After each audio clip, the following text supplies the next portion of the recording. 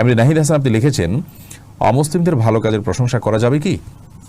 তাদের কোনো ভালো কাজের প্রশংসা করা যেতে পারে, সেটি যদি নিছক দুনিয়াবি বিষয় হয় তাহলে সেক্ষেত্রে দুনিয়াবি কোনো অর্জন তাদের হলো সেটা স্বীকৃতি তাদেরকে দেয়া যেতে পারে।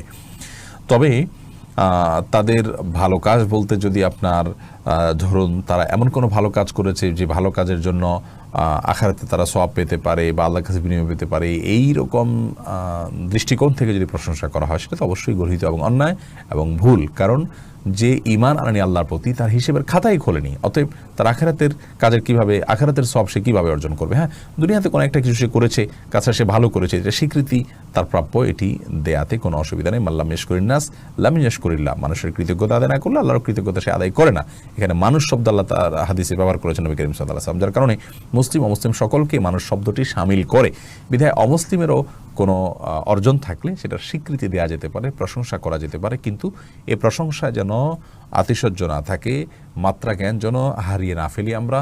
এমন না হয় যে একজন অমুসলিমকে কোনো কোনো ক্ষেত্রে অতিরিক্ত প্রশংসার কারণে মুসলিমের চাইতেও শারীরিকভাবে শ্রেষ্ঠ মনে না করে মানুষ অন্তরে যেন মুসলিমের জন্য যে ভালোবাসা আছে সেই মাত্রার ভালোবাসা তৈরি না হয়, তাহলে সেক্ষেত্রে সেটি ওয়ালা এবং বারার খেলা।